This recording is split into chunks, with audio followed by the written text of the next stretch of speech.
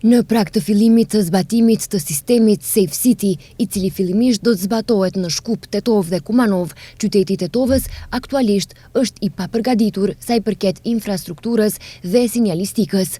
Në rrugët kryesore të qytetit të Tetovës, por edhe në bulevarde, askund nuk është vendosur shenja paralajmëruese se ka kamera për matjen e shpejtësisë. Krahas kësaj, në shumë bulevarde kryesore mungojnë edhe shenjat e shpejtësisë me të cilën duhet vozitësit të lëvizin.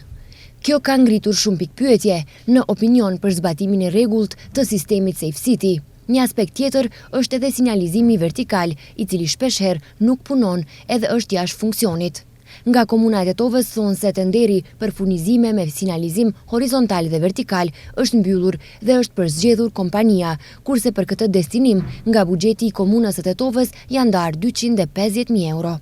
Është e vërtet kjo me hyrjen e vitit 2026, vitit 2026, me njëherë është hapur prokurimi publik për vendosjen e sinjalistikës ndritëquese dhe sinjalistikës vertikale, pra semaforëve dhe shenjave të komunikacionit.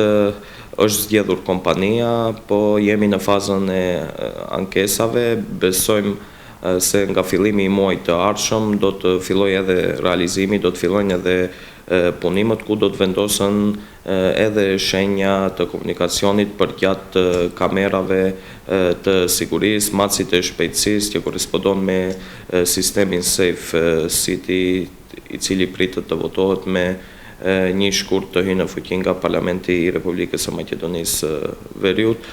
Do të ketë shenja që do të paralajmërojnë këto kamera, gjithashtu në teritorin e Komunës së Tetovës do të ndërtohen, do të vendosen semafor të ri, po edhe semaforët që duhet të renovohen dhe duhet të rikonstruohen, janë pjesë e këtij prokurimi publik.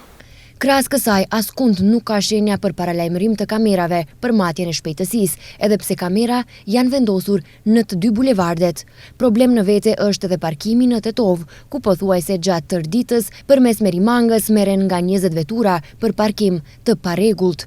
Probleme tjera sipas ekspertëve të komunikacionit në implementimin e këtij sistemi është se në Tetov krijohet kaos në komunikacionin rrugor. Sipas ekspertëve, krahas vendosjes së shenjave të shpejtësisë para kamerave, do duhet që të vendosen shenja edhe pas kamerave që mungojnë në tërë qytetin e Tetovës. Nga sektori për komunikacion rrugor, Komuna e Tetovës, duhet ta kemë parasysh se duhet vendosen këto lloj shenjash që paralajmërojnë se afër, domethënë, kemi kamera që e përcjellin e kontrollojnë komunikacionin rrugor. Besoj se komuna i ka parasysh edhe do t'i realizojë ato të njëjta. Mendoj se do t'i vendojnë ato shenjat sepse nuk janë ato shenjat paralajmëruese kush e di çfarë.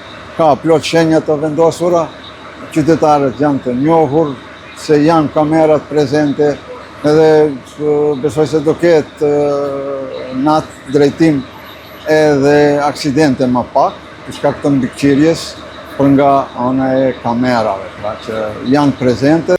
Sinjalizimi adekuat dhe i përshtatshëm me sistemin Safe City në qytetin e Tetovës mungon edhe në bulevardet kryesore. Në bulevardin e Ilindenit, pothuajse askund nuk ka shenjë se sa është shpejtësia maksimale e lejuar. Shenjat e këtilla mungojnë edhe për gjatë bulevardit Vidoja Smilevski Bato.